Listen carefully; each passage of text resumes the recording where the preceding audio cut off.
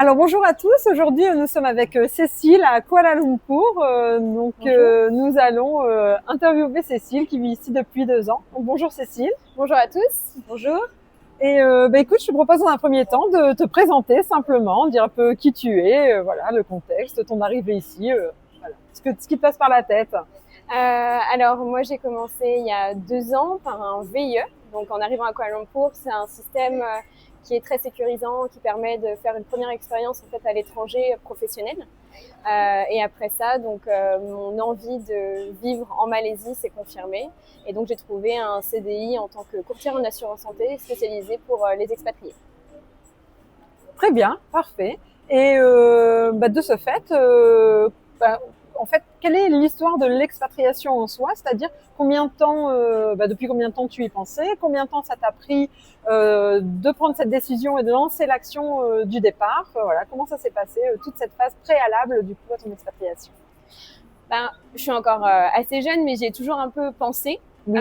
En étant enfant, j'ai fait des colonies. J'ai eu la chance d'avoir un papa qui travaille pour une grosse boîte, donc très sponsorisé pour faire des voyages avec les enfants, etc. Je suis déjà allée en Asie, donc même en étant à 16 ans. Où Oui. je me suis dit, bon, là, il y a un truc qui se décoince et je veux vraiment y vivre. Et puis après, au fil des études, il y a eu le dispositif Erasmus qui était pas mal aussi pour avoir une première expérience à l'étranger.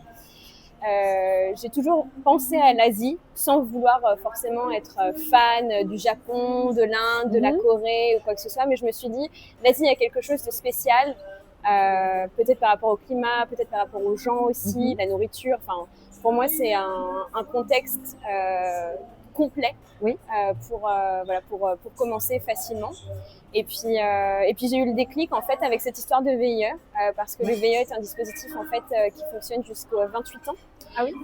J'en avais 27 et donc je me suis dit bon là il va falloir vraiment commencer à envisager les choses parce que c'est pas évident d'avoir un poste à l'autre bout du monde puisque c'est souvent des petites entreprises qui vous sponsorisent pour se développer à l'étranger. Et donc du coup le processus de recrutement peut être assez long. Sauf que moi je voulais qu'une seule chose, c'était vivre à Kuala Lumpur, que j'avais découvert en fait pendant l'un de mes voyages en 2022, donc c'était assez récent, où je me suis dit que c'était vraiment l'endroit où je voulais vivre. Ah oui, ok. Donc tu es tombée amoureuse de la Malaisie, de Kuala Lumpur. Top. Ouais. Et tous les jours, je suis de plus en plus amoureuse. D'accord, c'est génial. Oui, c'est top. Et donc, du coup, on peut estimer quand même, entre le moment où tu as mis en place du coup cette VIE et tout ça, et le moment où tu es arrivée ici, il y a eu à peu près combien de temps? Moi, j'ai mis 7 mois. 7 mois, d'accord. C'est vraiment, c'est comme quand tu cherches un boulot en fait. C'est exactement rechercher un boulot. C'est juste que le type de contrat est assez spécifique.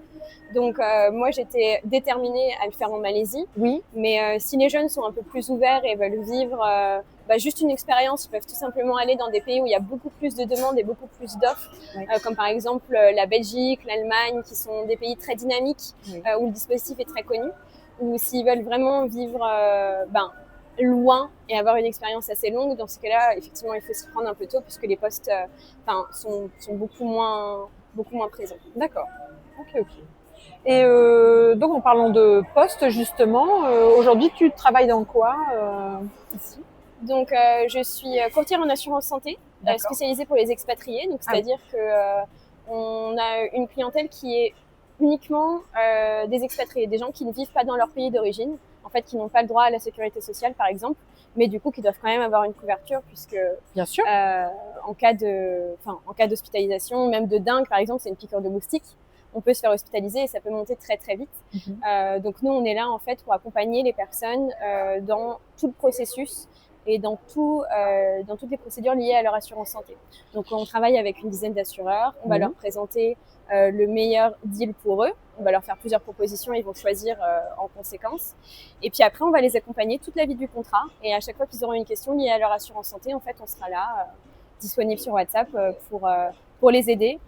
Pour les assureurs, ça leur fait du travail en moins parce que du coup, ils ont un professionnel derrière sur lequel ils peuvent s'appuyer.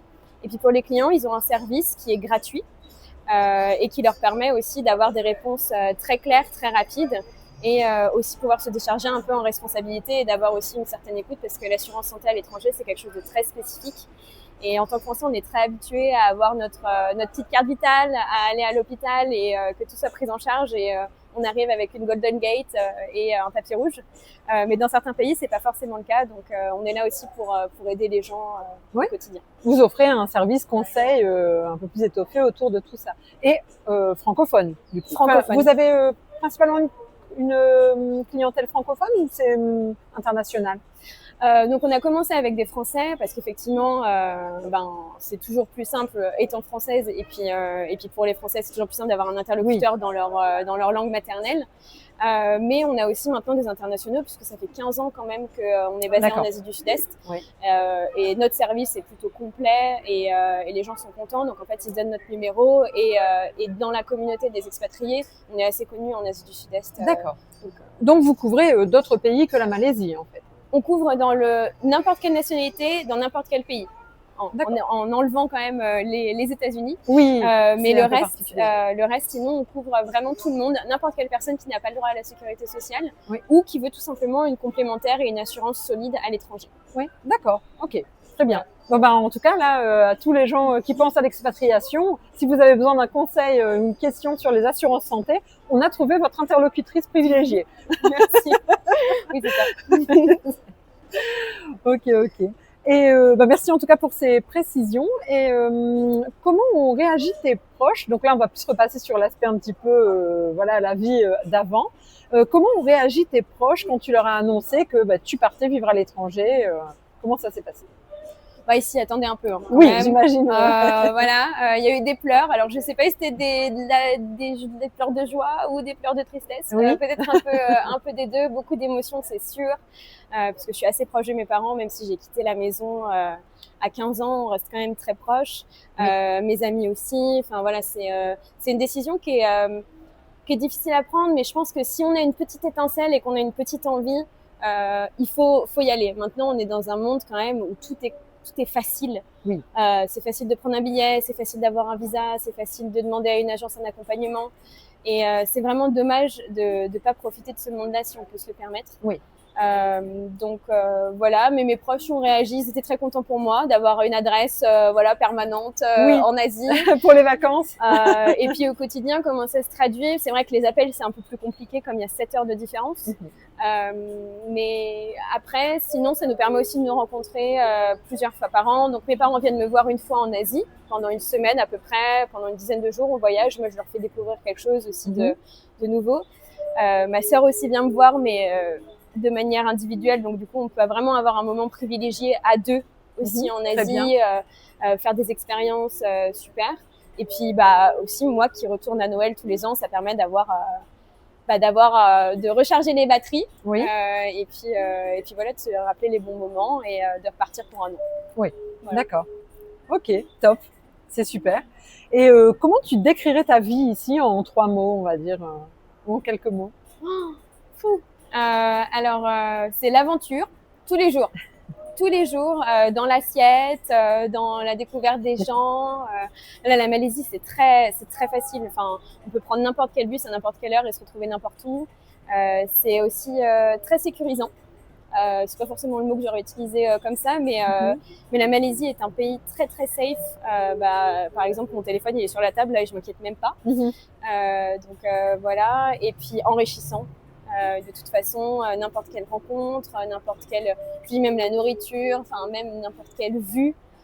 C'est un pays qui est très varié et voilà, c'est une vie à 100 à l'heure, puisqu'en étant expatrié, tout va plus vite, on rencontre beaucoup plus de monde, les gens sont beaucoup plus ouverts, les locaux, les expats entre eux, et il y a des interactions tous les jours et qui sont toujours très enrichissantes. D'accord. Justement, à ce sujet, c'est une bonne transition. Comment, du coup, tu fais pour rencontrer des gens au quotidien? Parce que tu es partie toute seule. Oui. Donc, il y a cet aspect sécurité, du coup, où tu te sens bien même en tant que femme seule à l'étranger. Donc ça, c'est quand même hyper important. Et comment tu t'y prends aujourd'hui pour rencontrer de nouvelles personnes, te faire de nouveaux amis, un réseau? Alors, le premier, ça a été très facile, comme je faisais partie d'un groupe déjà, donc des VIE. Il y a un système qui est mis en place par les ambassades de France pour créer en fait un peu une cohésion auprès des jeunes. Donc j'avais vraiment ce premier groupe-là où le premier jour où je suis arrivée, j'ai posté quelque chose, j'ai dit bonjour, je viens d'arriver, est-ce que ça dit à quelqu'un de boire un verre? Et là il y a 15 personnes qui sont arrivées. Ça permet quand même de se sentir en confiance, de poser ces questions qui peuvent paraître vraiment toutes bêtes, mais en fin de compte qui ont du sens. Et puis après, petit à petit, on arrive à faire notre vie. Donc, il y a des applications qui sont dédiées à se faire des amis, tout simplement. Donc, je peux citer Meetup, qui permet d'assister à des événements donc organisés par des membres, comme par exemple des randos, du billard ou une escapade pour une journée pas loin de la ville. Ou sinon, il y a aussi des applications comme Bumble, qui est connue vraiment beaucoup pour les applis de rencontres. Mais mesdemoiselles, il y a Bumble BFF qui existe et c'est génial parce que du coup, moi j'ai trouvé des nanas en or. En fait, il y a un profil dating, mais il y a un profil ami, qui sont deux profils distincts. Et dans ces cas-là, tu peux vraiment être toi-même et tu peux vraiment mettre tes passions, etc. Tu peux mettre des filtres aussi pour trouver des copines, tout simplement. Et c'est super. Et aussi, ce que je conseille à tout le monde, c'est d'essayer de trouver un hobby, si possible un hobby collectif où il y a des interactions sociales, pour justement se faire un groupe d'amis, passer du bon moment ensemble. Voilà, par exemple, il y a le badminton ici qui est très très populaire. Avant de faire la partie de badminton, on va se boire un verre et puis après on fait du bad et puis après on refait le match avec un repas. Puis petit à petit, en fait, on rencontre tellement de monde que des fois on crée des liens et on se fait des bonnes affinités comme ça. Top. Voilà. Ok. Bah ouais, c'est important. Hein. C'est la vie sociale. C'est vrai que c'est un des sujets, une des questions qui nous est souvent posée, effectivement. Qu'est-ce qui est le plus dur quand on s'expatrie ? Qu'est-ce qui a été le plus dur pour toi ? Ça a été quand même très simple. Ah oui, bah tant mieux. Le plus dur, oui, peut-être socialement. J'avoue qu'en fait, au début, tu te sens un peu seule. Pas la première semaine, parce que tu fais tout en fait pour sortir de chez toi, pour rencontrer des gens. Même si tu es introverti, en fait, t'as pas le choix. Oui. À un moment, il faut créer une interaction sociale. Mais après, en fait, c'est compliqué T'as plein de petits cercles en fait de personnes que tu connais. Et c'est compliqué de tout gérer. Enfin, moi, je sais que des fois, c'est un trop plein social, en fait. Ah oui, oui. Parce que tout le monde est gentil, tout le monde t'as été volontaire, t'es sympa. Et c'est vrai que des fois, c'est fatigant. Ouais, je comprends. Donc du coup, il faut apprendre à faire le tri, à prioriser, à aussi s'écouter soi. Voilà, quand tu as besoin de te retrouver tout seul, et tu prends un bus et puis tu pars un week-end tout seul. Tu prends un bouquin, tu prends ton téléphone et puis c'est tout. Parce qu'il faut savoir aussi couper, parce qu'en tant qu'expatrié, comme je le disais, on fait partie de beaucoup de communautés. Oui. Il y a beaucoup d'événements, si on cherche, il y a beaucoup d'événements, surtout auprès de la communauté française, qui sont faits par plein d'organismes, gratuits ou non. Et on peut vite être dépassé par les événements, justement. Oui. Je comprends. Et c'est vrai que pour la petite anecdote, quand on est arrivé à Kuala Lumpur là, il y a quelques semaines, effectivement, on s'est inscrit sur les meet-up, etc., pour rencontrer des gens. Et on a eu une semaine où on a fait 3 ou 4 événements. Et donc, à la fin, on s'est dit, mais en fait, on est épuisé fort, faut qu'on stoppe un petit peu parce que tous les jours, il y avait un événement, en fait. Voilà. Donc, c'est super parce qu'on rencontre plein de gens et c'est hyper intéressant. Mais oui, ça au quotidien, c'est plus possible. Ouais. Avec le boulot en plus et tout ça, c'est compliqué. Mais bon, c'est quand même une richesse de pouvoir rencontrer des gens aussi facilement. Enfin, c'est génial. Ouais. Et qu'est-ce que tu as appris sur toi-même du fait de partir, en fait, de quitter tes racines, ton pays, ta famille, d'aller vivre ailleurs? J'ai appris à vivre seule, en fait, parce que avant ça, j'ai quitté la maison donc à 15 ans, mais j'ai toujours été dans des colocs, j'ai toujours été dans un internat avec 60 personnes autour de moi. Enfin, et du coup là, je me suis retrouvée là. J'ai donné mon budget pour mon logement à mon agent, parce qu'ici ça fonctionne par agent en fait, pour être mise en relation pour trouver un appartement. Il n'y a pas de propriétaire directement. D'accord. Donc tu donnes ton budget à ton agent et puis tu dis en fin de compte vous avez droit à un immense appartement au top d'une tour. Donc j'ai dit pas forcément parce que qu'est-ce que je vais en faire cet appart. Et en fait histoire courte mais longue, en fin de compte j'ai quand même pris un appart assez grand, même si c'était dans un truc un peu plus abordable. Mais en fait c'est se retrouver toute seule et là tu te dis tu peux plus appeler papa maman, tu peux plus appeler ta meilleure amie parce qu'il y a 7 heures d'écart, des fois plus. Donc il va falloir apprendre à vivre toute seule, à contrôler ses émotions et puis aussi s'écouter. Voilà, prendre des décisions seule pour son bien, assumer aussi les conséquences. Et voilà, c'est vrai que moi, du haut de mes 29 ans, c'était quelque chose que j'avais pas forcément fait avant. Bien sûr. J'avais toujours pensé à plusieurs, mais voilà. Mais c'est pas plus mal, hein. C'est pas plus mal de savoir s'écouter aussi. Ouais, trouver les réponses à ces questions toute seule. Oui, c'est bien, c'est intéressant, effectivement, on grandit de tout ça. Hein.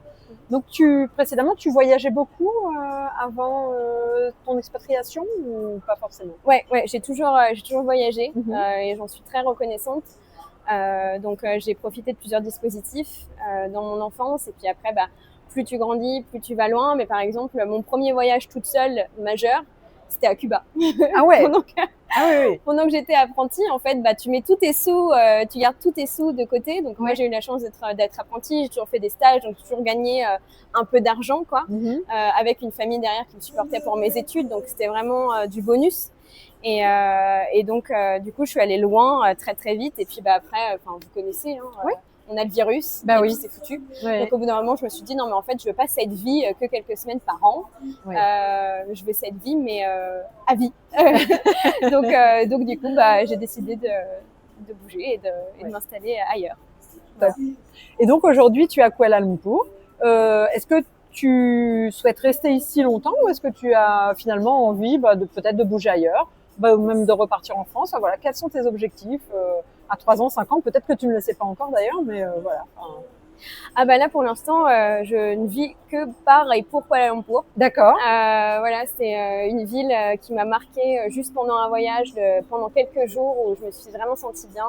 Et c'est vrai qu'après mon VIE, la question s'est posée de est-ce que je retourne en France dans un poste comme j'avais avant, dans des grosses boîtes, des grosses structures, des postes plutôt très bons d'ailleurs, puisque j'étais en finance, ou est-ce que je tente quelque chose ici ou en Asie? Beaucoup me disaient mais à Singapour c'est plus simple en tant qu'expatrié, va en Indonésie, ils sont ouverts à tout le monde, parce que c'est vrai que la Malaisie est un pays très protectionniste auprès de ses emplois. Et si tu as une démarche individuelle, c'est tout de suite un peu plus compliqué de trouver un travail, de trouver un visa. C'est pour ça en fait qu'il y a beaucoup d'expatriés qui viennent de grosses boîtes, et tu as aussi la famille qui suit. Mais c'est souvent des expatriations temporaires et très précises. Oui, en fait. Sur un poste, une mission, c'est les groupes pétroliers, c'est Total qui va embaucher quelqu'un pour 3 ans. Effectivement. Exactement. Donc quand c'est une démarche individuelle, c'est tout de suite un peu plus compliqué, mais un peu de persévérance et puis on y arrive. Mais c'est vrai que je me vois nulle part ailleurs qu'à Kuala Lumpur. Et pour moi, c'était pas une option d'aller dans un autre pays. Donc j'ai fait en sorte que ça fonctionne, même si j'ai eu des petites frayeurs. Oui, j'imagine. Oui. Et bien justement, parlant de frayeurs, est-ce qu'il t'est arrivé des galères? Est-ce qu'il y a des choses ou une anecdote que tu aimerais nous raconter sur ton expatriation, sur le départ? Bon, voilà, galère en Malaisie, non. Les galères en Malaisie, c'est toujours un petit peu voilà, ça reste quand même pas grand-chose. Bon, évidemment, je suis passée par la dingue, même si beaucoup de mes amis locaux n'ont jamais eu. Je l'ai eu aussi, hein. Il me semble. Hein. Oui. J'ai fait ça il y a 2 mois, je sais ce que c'est. Voilà, mauvais moustique au mauvais moment. Mais sinon, non. Si tu veux, moi, en fait, encore une fois, comme je suis arrivée avec un processus qui était très facile, ça m'a permis vraiment de pas me poser des questions comme on pourrait se poser des questions stressantes comme l'assurance santé, hein, vraiment, honnêtement, les visas, les appartements. J'ai eu des interlocuteurs en fait qui pouvaient m'aider grâce au dispositif VIE, même si j'en fais pas la promo forcément, mais c'est vrai, c'est un dispositif qui m'a aidé à me poser, à avoir des bonnes bases pour ensuite être plus confiante et prendre encore une fois des décisions et suivre le chemin que je voulais prendre. Mais les bonnes bases étaient là. Après, des anecdotes de voyage, j'en ai plein. Hein. Je suis allée dans plusieurs commissariats, dans plusieurs pays, et j'ai eu d'autres galères, mais je suis toujours vivante et j'ai eu, à la fin, c'est que des histoires marrantes à raconter. Mais en Malaisie, non, dans l'ensemble, pas forcément de frayeur. Il y a rien bien d'effrayant en Malaisie. D'accord. Et est-ce qu'il y a quelque chose que tu aurais aimé savoir avant de partir, que tu as appris un petit peu à tes dépens ou qui t'aurait fait gagner du temps? Effectivement, trouver des amis. Voilà, avoir le bon réflexe de se sentir seul. Il faut sortir de chez soi. Il faut vraiment faut vraiment se forcer, même si on n'a pas envie, même si ce soir on a la flemme, parce qu'on sait jamais, cet événement, tu peux rencontrer vraiment ton double. Moi, quand je suis arrivée, j'ai participé aussi, il y a des conversations WhatsApp entre expatriés où il y a 700 personnes, en tout cas à Kuala Lumpur, des gens qui mettent si je me viens signer ce soir. Et c'est comme ça en fait que j'ai rencontré ma meilleure amie, qui est partie, puisque c'est aussi la vie d'expatrié. C'est de voir des gens qui partent tous les étés. Donc là, mon cœur va se briser encore 3 fois la semaine prochaine. Mais du coup, cette personne-là, en fait, je l'ai rencontrée parce qu'elle était toute seule. Elle a posté un truc sur un groupe WhatsApp pour aller voir Barbie. Et c'était pas du tout mon truc. J'avais pas du tout envie d'y aller, mais j'avais un peu le bourdon parce que j'ai rien à faire ce week-end-là. C'était au tout début. Et du coup, j'y suis allée et puis ça a matché, c'est devenu une super copine, quoi. Oui. Donc voilà, ce qu'il faut, c'est voilà, même si on n'a pas envie, on essaye. C'est rien n'est un échec. Oui. Il faut se pousser et puis, en fin de compte, si les gens sont là pour avoir de l'interaction sociale, il faut y aller, quoi. Sinon, les gens vous parleront pas et ils seront pas là. Oui, donc, bien sûr. Donc voilà. Oui, faut aller de l'avant. Je comprends bien, tout à fait. Et donc, peut-être que cette question, tu y as répondu indirectement là, mais est-ce que tu aurais un conseil à donner, quelque chose que tu aimerais partager avec des gens qui souhaiteraient s'expatrier et qui n'osent pas le faire aujourd'hui? 2 choses. La première, c'est comme je vous disais, utiliser les outils. Utiliser même Instagram, même LinkedIn. Vous trouvez quelqu'un qui était dans vos anciennes boîtes, par exemple, quelqu'un qui était dans la même fac que moi, il m'a contacté pour justement me poser des questions sur la Malaisie. Je le connaissais pas, mais c'est avec plaisir que je lui ai répondu. Et je lui ai donné des astuces, je lui ai donné aussi des liens de groupe qui étaient liés à son activité. Voilà, j'ai pu répondre à certaines de ses questions pour que lui aussi fasse un filtre et pour qu'il se fasse une idée un peu plus concrète du pays avant de changer de vie comme ça en un claquement de doigts. Donc voilà, utiliser les outils, ne pas hésiter à déranger les gens. Si vous les dérangez vraiment, ils vous répondent pas. Et puis il n'y a pas mort d'homme, mais il y en aura quand même beaucoup qui seront très contents de vous conseiller. Et puis aussi au niveau du conseil, passez par des professionnels, tout simplement. Comme je vous disais, les agents, vous les payez pas pour trouver un appartement. Donc passez par un agent, c'est gratuit. Passez par des courtiers comme moi pour votre assurance santé, mais si vous avez besoin d'une assurance vie, si vous avez besoin d'une assurance maison, si vous avez besoin de quoi que ce soit, pour des problèmes, des questions de visa, il y a des gens en fait qui peuvent vous conseiller gratuitement et qui sont experts, qui ont conscience de vos problèmes, qui anticipent vos problèmes, qui connaissent vos questionnements et qui peuvent vous aider. D'accord, voilà. C'est top. Mais en tout cas, on se permettra aussi de bénéficier de tes connaissances, peut-être pour que tu nous donnes toute une liste de contacts sur ce type de profil pour pouvoir demain les partager aussi avec notre communauté de personnes qui souhaitent s'expatrier. Avec plaisir. Tout à fait. Eh bien voilà, nous sommes arrivés à la fin de l'interview. Est-ce qu'il y a quelque chose de supplémentaire que tu aimerais partager ou voilà, juste échanger?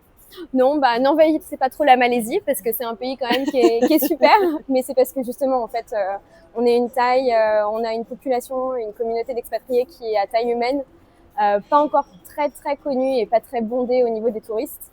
Et comme je vous disais, c'est un pays très agréable à vivre. Là on voit le cadre, mais vous faites quelques kilomètres et vous avez du vert de partout. Et puis vous faites quelques dizaines de kilomètres et vous avez la plage. Donc vraiment c'est un pays assez complet, donc n'hésitez pas. Voilà. Très bien, merci beaucoup en tout cas Cécile. Avec plaisir. Et n'hésitez pas à nous suivre, à liker la vidéo et à nous suivre sur tous nos supports, donc YouTube, Instagram, TikTok, Facebook. Et puis nous nous retrouvons bientôt pour de nouvelles interviews et des tips pour le voyage et l'expatriation.